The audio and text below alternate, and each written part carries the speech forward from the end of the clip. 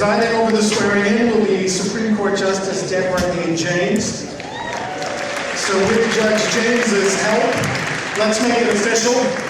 Ladies and gentlemen, please welcome Judge James, and together with Cal and the rest of the family, the Borough President of Manhattan, the one and only Gale Brewer.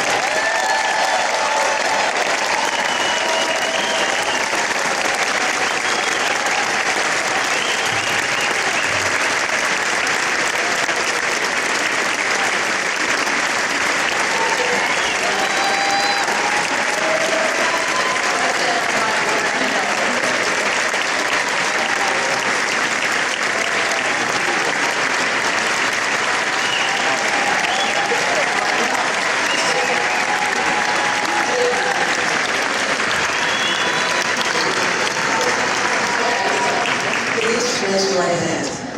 I state your name. I, Gale Brewer, Do solemnly swear do solemnly swear that I will support the Constitution of the United States of America that I will support the Constitution of the United States of America and the Constitution of the State of New York and the Constitution of the State of New York and the Charter of the City of New York, and the Charter of the City of New York, and that I will faithfully discharge the duties of and that I will faithfully discharge the duties of the office of Manhattan Borough President the office of Manhattan Borough President in the City of New York in the City of New York according to the best of my ability. according to the best of my ability.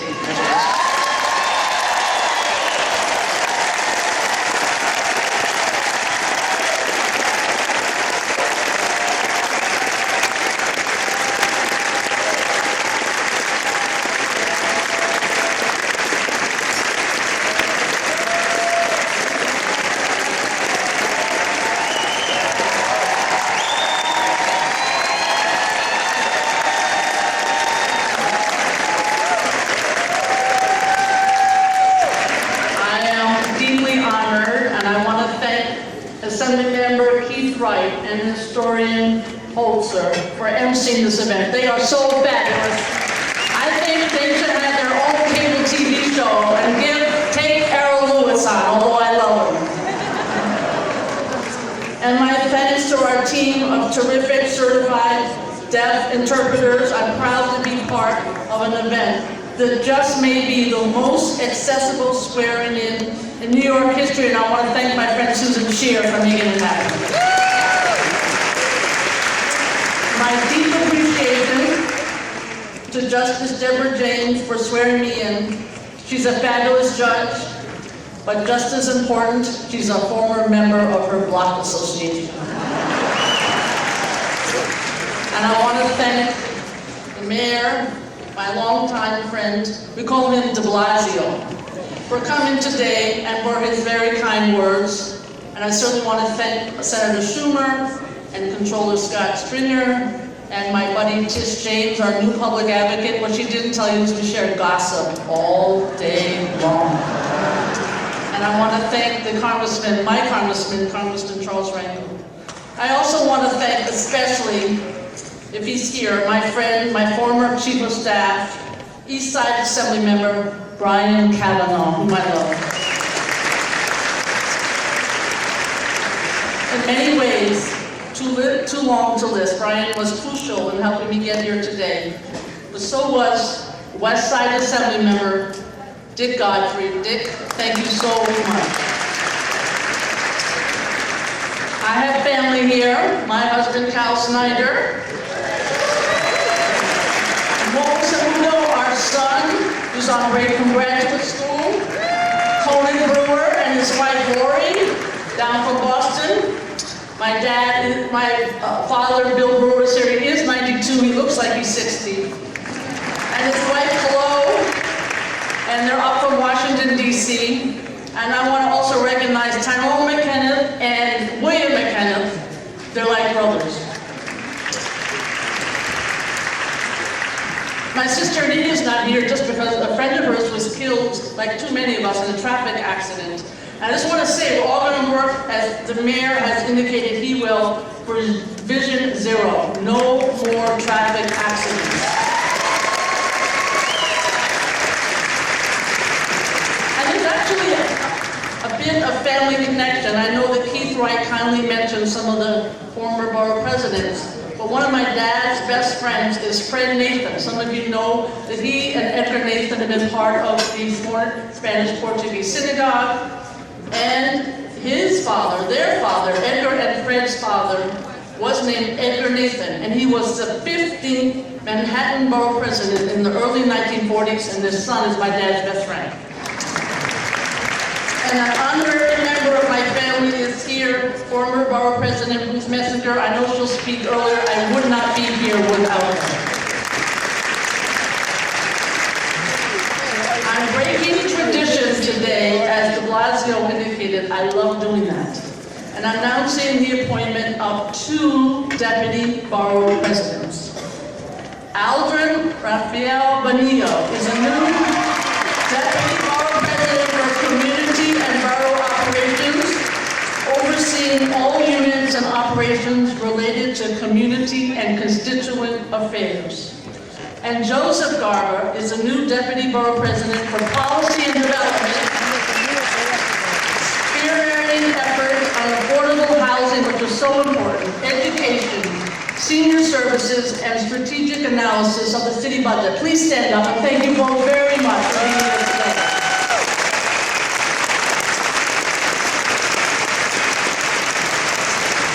I'm so very proud of our team, and I look forward to working together with them and the entire staff to improve the quality of life for those who work in, live in, or just to come to our borough. Let me note to begin, however, a somber anniversary. On January 12, 2010, 4 years ago, a massive earthquake measuring 7.0 on the Richter scale shook the poorest nation in the Western Hemisphere, Haiti. As you know, 100,000 lives were lost, and 4 years later today, the disaster still reverberates. There's still illness, people living in temporary camps. It's a long-lasting catastrophe. I want to thank my dear friend Nancy Dorsenville for being here today on this anniversary. She was there in Haiti when the earthquake struck, and she was also invited to the commemoration ceremony in Haiti today, but she chose to be here with us. Thank you, Nancy. We've been friends since 1969 when she first came from Haiti.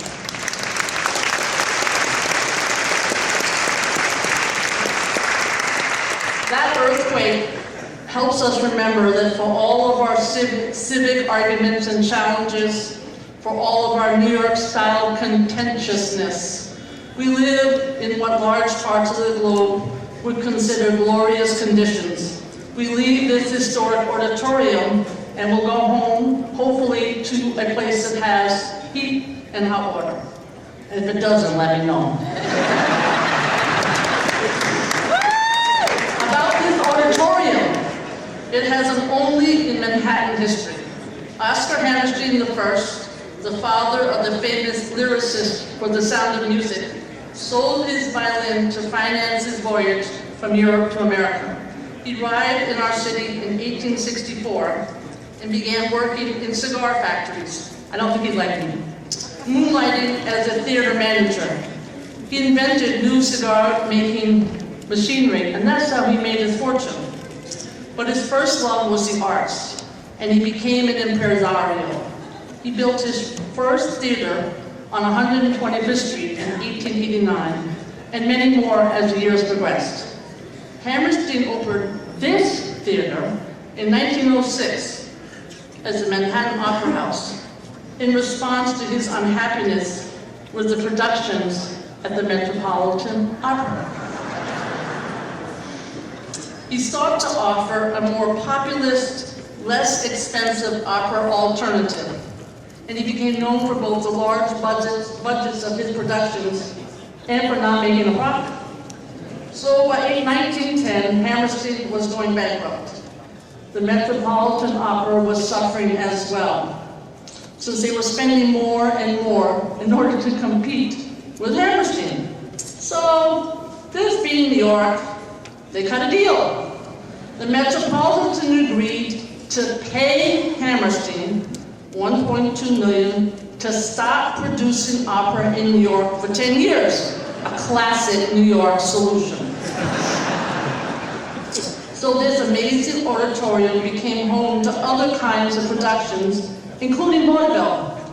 So today we celebrate in the Hammerstein Ballroom with our honorary vaudevillains, Keith Wright and Harold Hoser.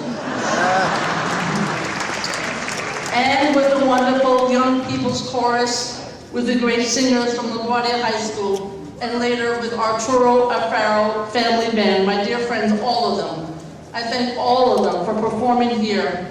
And of course, I thank every single one of you for being here today.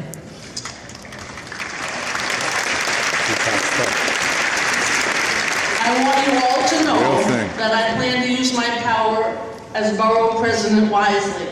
There's no truth to the rumors that I'm closing lanes at the Holland and Lincoln tunnels.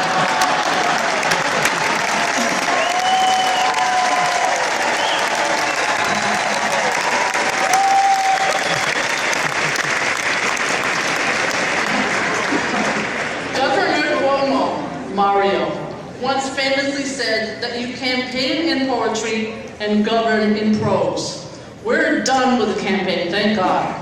And now comes the part I like best, governing. So if you supported me because of who I am and what I stood for and accomplished, you will get nothing less from me as borough president. I will continue to have an accessible office, an experienced and dedicated staff, a strong commitment to transparency and accountability, and dedication to a city government that works from the ground up. But it's not all up to me. 50 years ago, can it be that long, student activists described a society where to be idealistic is to be considered deluded. It may have been idealistic to think we could achieve paid sick days for New York City workers, but thanks to all of you in this audience, we got it done. It may be idealistic to fight for the rights of airport workers for better wages and paid holidays, but we will. It may be idealistic to think we can increase the wages of fast food workers, but we will. Those idealistic workers 50 years ago called for a participatory democracy to expand public decision-making beyond mere elected officials. Sorry, colleagues. But a participatory democracy is encouraging citizens to come out of isolation and decentralize decision-making. It's not delusional to think that your participation, yours, in New York civic life is part of the solution to the challenges we face.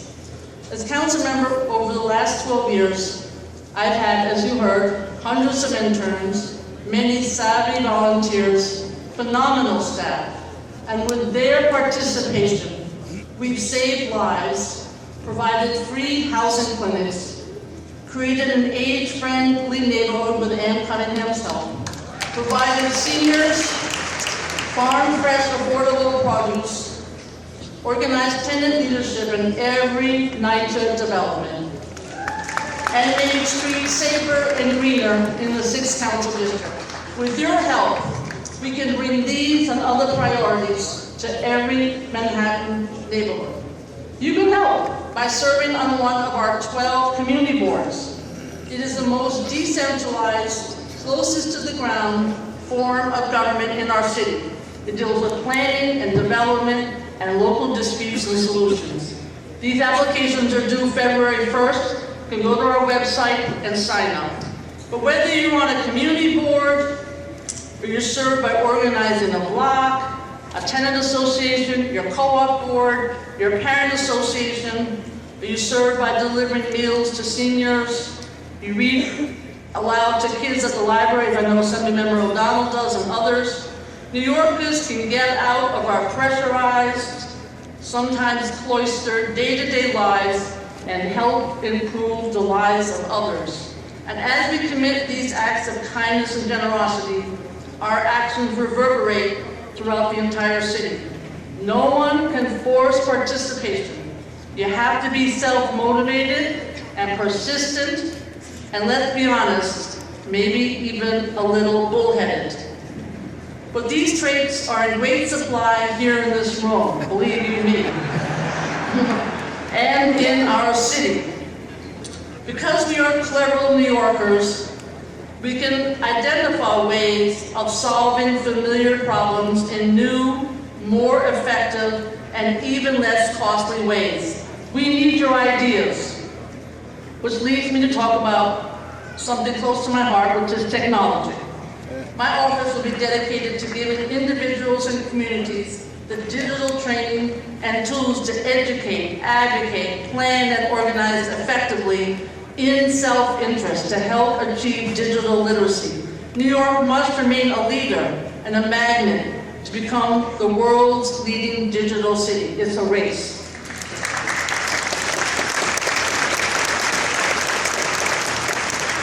But locally, in our city, there's a vast imbalance between big data consumers and our local community's ability to use this information at a fine scale. That's part of what my open data law was meant to help achieve. Most people don't know what it is, but we have unlocked a treasure trove of city data about streets and crime, restaurant inspections, and much more. But it doesn't always mean as open data that it's useful data. There is much more to do to make that data usable and actionable for the average New Yorker, whether on a desktop, a tablet, or a smartphone. Of course, digital tools are only useful if you have meaningful access to computers and the internet. So I will be working with public and private partners to connect all Manhattanites via expanded free Wi-Fi, more affordable household broadband, and community technology centers.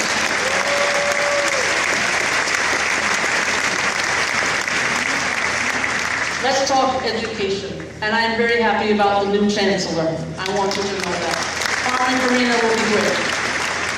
But many of you know how much time I've spent making our public schools better, and we've made great progress. We've opened new schools, improved school nutrition, created my favorite greenhouses, tech and science labs, and published a master guide to West Side schools. But we need to do more. We need to look at middle schools. New York City is a global epicenter of music and dance and theater and visual arts. All we had to do was see that today. In fact, several of my West Side constituents have confessed to me that they're addicted to Lincoln Center. But while the arts is an essential component of a complete education, it's also legally mandated for our young people. I embrace the mayor's 4-year goal of ensuring that every school is providing the arts education required by state law.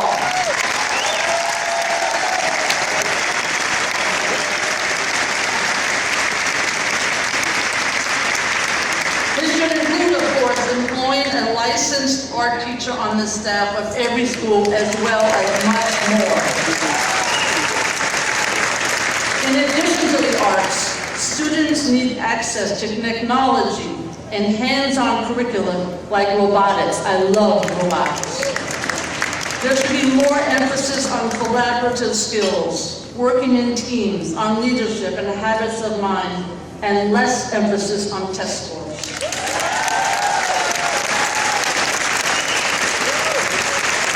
We must do more to address students' health. Years ago, Borough President David Dinkins and the other borough presidents helped create the first school-based health clinics. These clinics have thrived somewhat, bridging the gap in primary care and mental health services. Former Chancellor Walcott took my suggestion, this was my idea, to build 20 new clinics. It was a start, but funding is needed to make them operational and to include culturally appropriate mental health services in every school.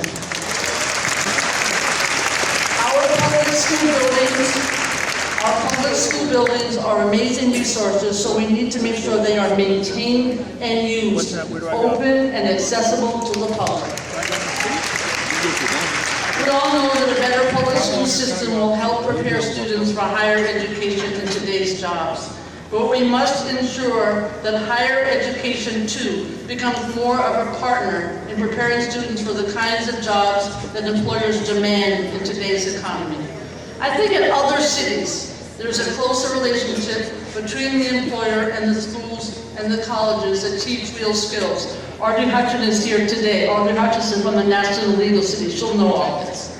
And we have to achieve that here in New York, with CUNY, we can do it together.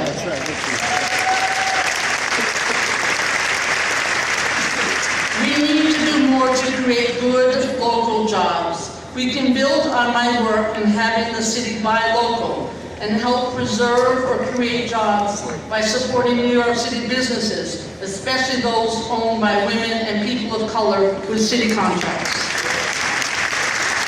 My buy local food bill has already paid off.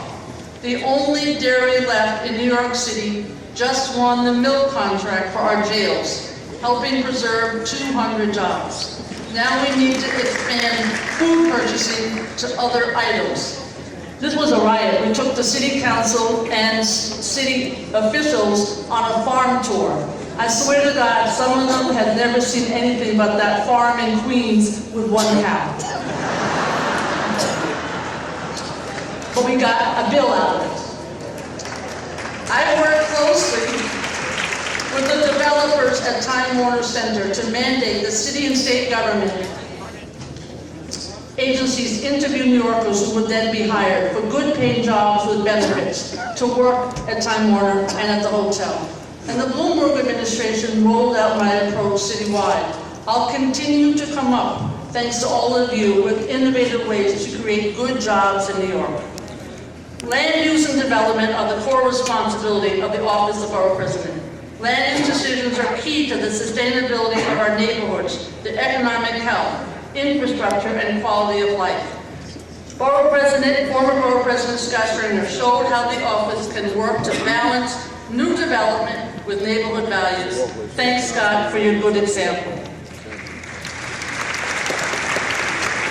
The phrase tragedy of the commons describes the depletion of a shared common resource by rational, well-intentioned individuals, all acting independently and according to each one's own interests. But the cumulative behavior of those individuals harms the overall community. We face at least a dilemma of the commons here in Manhattan. So many want to be here, but we're still an island. We have huge towers casting shadows on Central Park. We have the collective impact of 3, 4, or 5 large apartment buildings all coming online in one school district in the same year, stretching our newly revitalized public schools beyond their limits. Those apartments further burden an underground transit system originally designed over a century ago and a surface transit system that can be slower than walking. And the vast majority of new apartments are not even close to affordable, and we know that. And affordable housing, we will work on together for all incomes. So we must get smarter about the cumulative impact of all this development, and indeed have smart development to keep our borough and our city functioning at its best while growing and creating opportunity. Too often, both the community and the city services play catch-up to the demands of large-scale developments. The city, the community, and the developers must collaborate on smart development before a plan is even certified or a shovel hits the ground.